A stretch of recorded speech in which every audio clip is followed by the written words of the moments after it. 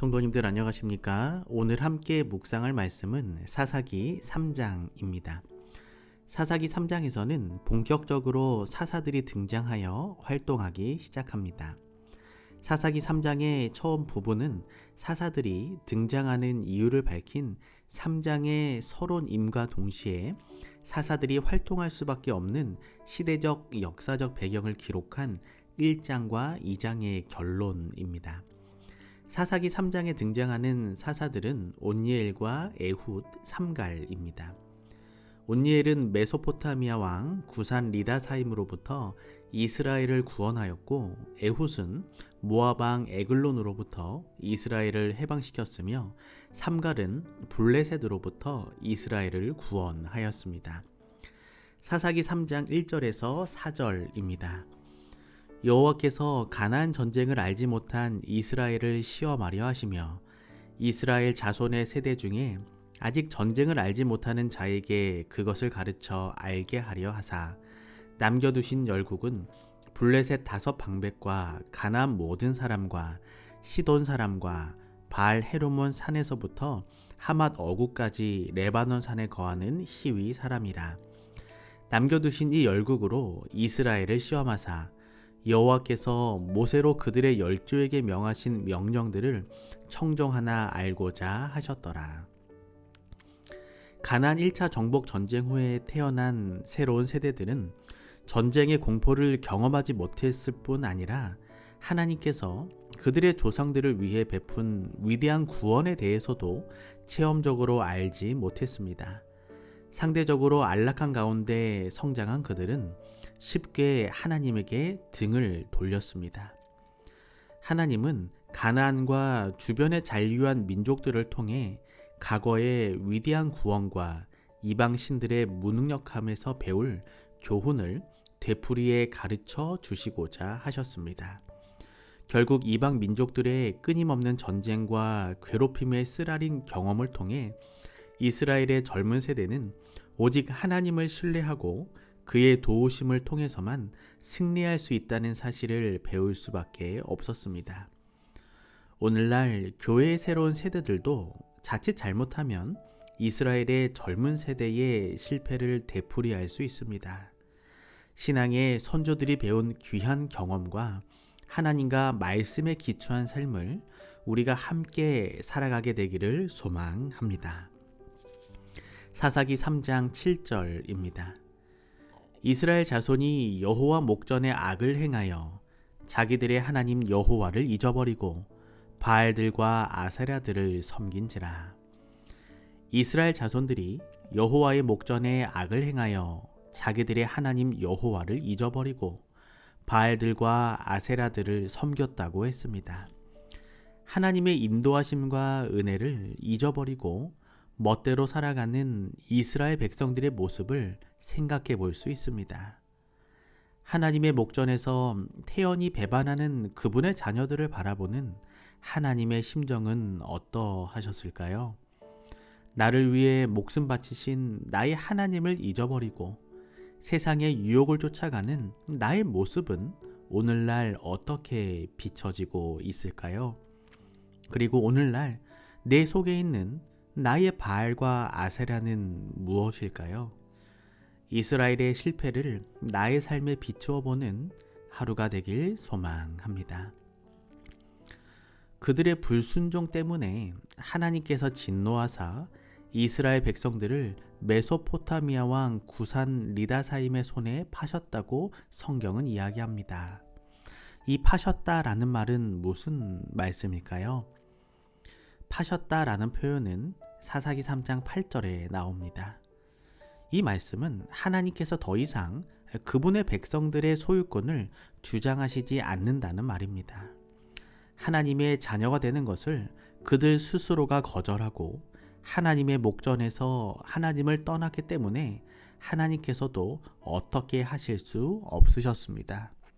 그러나 하나님께서 넘겨줌은 일시적인 것이었습니다. 이스라엘 백성들이 하나님을 떠난 고통 속에서 다시 회개하고 하나님을 부르짖기만 하면 하나님께서는 즉시 그들을 구원하시기 위해 또다시 은혜를 내려주시는 분이십니다. 오늘 우리가 믿는 이 하나님은 바로 이런 하나님이십니다. 사사기 3장 9절에서 11절입니다.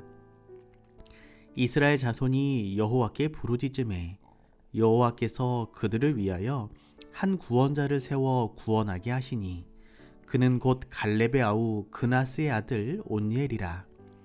여호와의 신이 그에게 임하셨으므로 그가 이스라엘 사사가 되어 나가서 싸울 때에 여호와께서 메소보다미아 왕 구산 리다사임을 그 손에 붙이심에 온니엘의 손이 구산 리다사임을 이기니라. 그 땅이 태평한 지 40년에 그나스의 아들 온니엘이 죽었더라. 하나님께서는 이스라엘을 구원하시기 위하여 한 사사를 세우셨습니다. 첫 번째 사사인 온니엘은 갈렙의 아우 그나스의 아들입니다. 갈렙이 난공불락에 드빌성을 점령하는 용사에게 그의 딸 악사를 주겠다고 공언했을 때 온니엘은 용감하게 드빌을 점령하여 악사와 결혼한 담대한 장수였습니다. 그의 충성과 용맹은 하나님께서도 인정하셔서 그를 첫 번째 사사로 삼으셨습니다. 온니엘은 도전하는 사람이었습니다. 갈렙이 드빌을 점령하는 사람이 그의 딸과 결혼하리라고 했을 때 그는 도전했고 갈렙의 딸 악사를 얻었습니다. 그는 하나님의 영에 사로잡힌 사람이었습니다. 준비된 사람에게만 하나님의 영이 임할 수 있는 것입니다. 그는 영적 리더십을 가진 사람이었습니다. 그가 사사로 있던 40년간 이스라엘은 평안했습니다.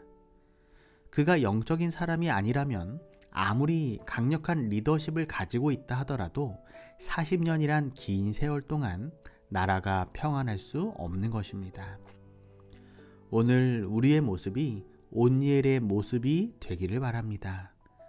하나님의 영이 임하는 성도, 세상을 향한 영적인 리더십을 가진 성도의 삶을 우리가 살아가기를 소망합니다. 사사기 3장 15절입니다. 이스라엘 자손이 여호와께 부르짖음에 여호와께서 그들을 위하여 한 구원자를 세우셨으니 그는 곧 베냐민 사람 게라의 아들 왼손잡이 에웃이라. 이스라엘 자손이 그를 위탁하여 모압 왕 에글론에게 공물을 바칠 때에 온니엘이 유다 지파의 명문가 출신이라면 에웃은 베냐민 사람 왼손잡이였습니다. 베냐민은 가장 작은 지파 중에 하나였습니다. 어떤 사람들은 왼손잡이를 오른손을 못 쓰는 이란 뜻으로 해석하기도 합니다. 그렇다면 에웃은 미미한 집안 출신에다 오른손까지 성하지 못한 사람이었다고 생각해 볼 수도 있습니다.